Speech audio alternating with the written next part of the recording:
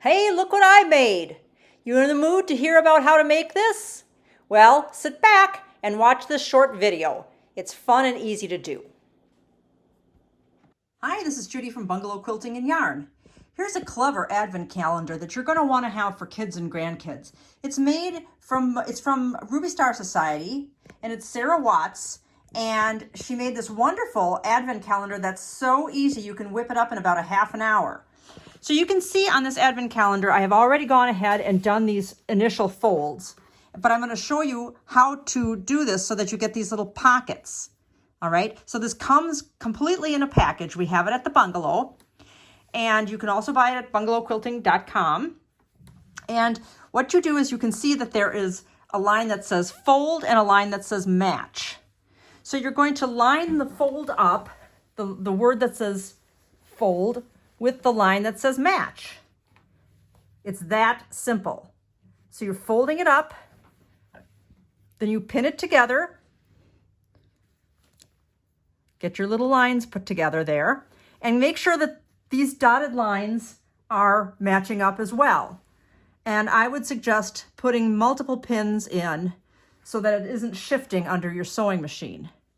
So I'm going to put some pins in over here, and all of these along here are going to also have to match up. And then way over on this side, there is another piece that says, another marking that says fold and match.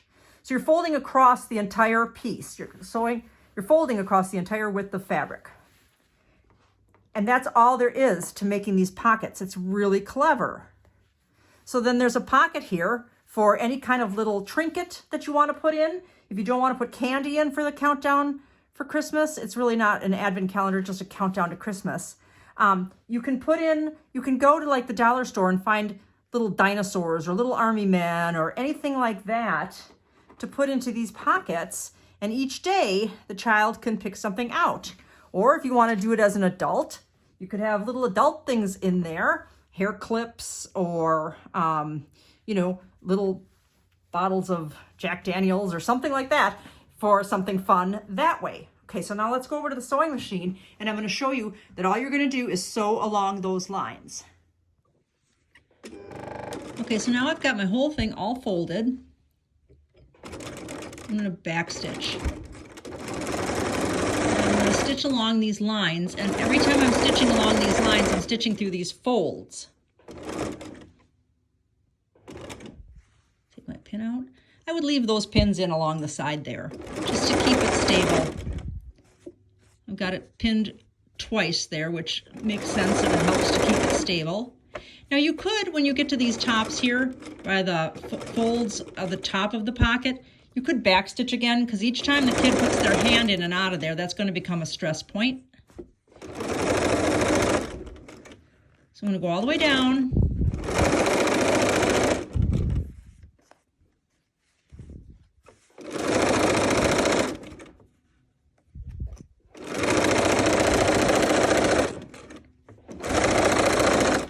Okay, now I'm just going to go on to the next line.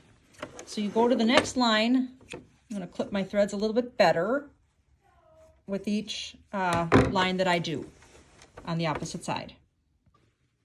Okay, so now I've come back up to the second row. And like I said, you might want to backstitch on those top parts of the pockets, because every time the kid or person, whoops, sorry about the shaking, sticks their hand in, it's going to destabilize, or it's going to pull on that. It's a little bit of a stress point there. There we go.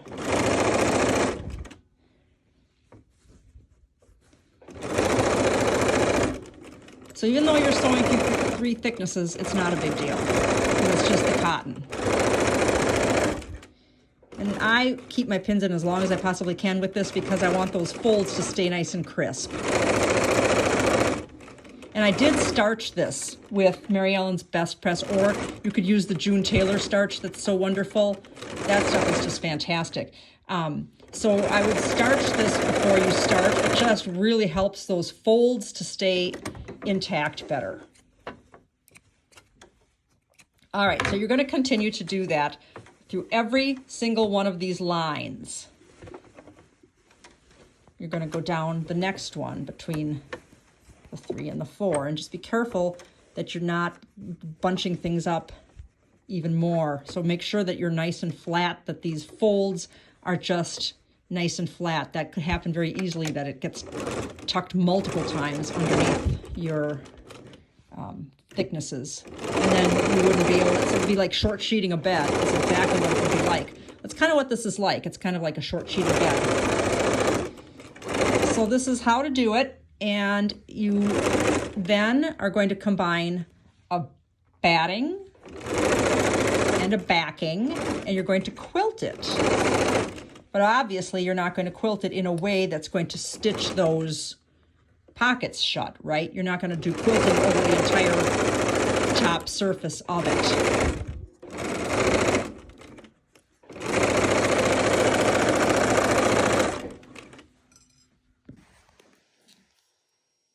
Okay, now you can see that this is completely done. I've got these all sewn, and there's these nice pockets to put things into, which is great. They're super cute. But I've got these pieces along the edge here because of my folds.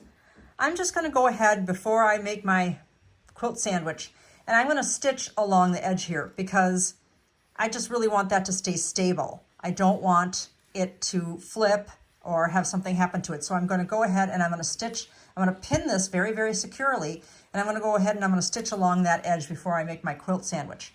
I actually went ahead to, I'm going to do it again. I'm starching this pretty well because it will just hang much nicer since this is hanging on the wall and it does have pockets. I'm going to give it that extra boost of stiffness by starching it really well. And I'm going to use my favorite thing, which is the Starch Savvy by June Taylor, because the more you put on there, the stiffer it gets. And it works really, really nicely. And it doesn't have those white flakes. So I'm going to starch it again, iron it, and I'm going to stitch along this edge right here. So now that everything's sewn, I'm going to layer this with batting and backing. So I've layered this panel that I have all folded now and made and into pockets. I've layered it with batting, which is larger than the panel, and backing, which is larger than the batting, just like any typical quilt sandwich, and I'm going to start to pin it. So it's larger over on the left side, just as it is on the right side. And you can see you've got those extra folds along the sides in addition to the pockets themselves. So you can choose to quilt over those when you're quilting, or you can just leave them as extra pockets that are bigger for maybe a little extra surprise.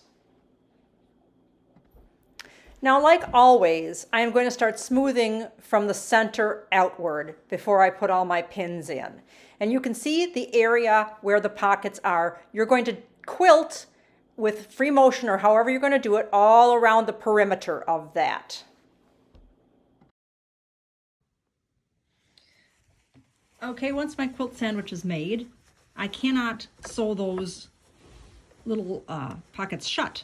You have to only sew on the bottom of those pockets. So you can quilt on the bottom of the pockets, and I'm going to start here rather than out on the sides because I can just do random free motion quilting out on the sides of this. So I'm going to go right above where that fold line is. I'm not going to catch the fold.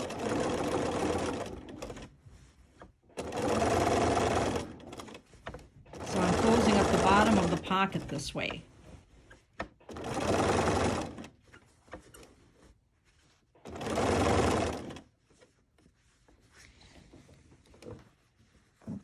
There we go.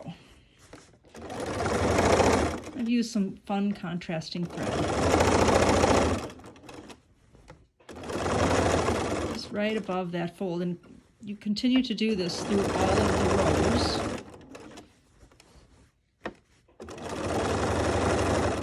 If you wanted to go down over the top of the stitching that went this direction, you could do that, but it's really not necessary because this is not something that's going to get washed a million times.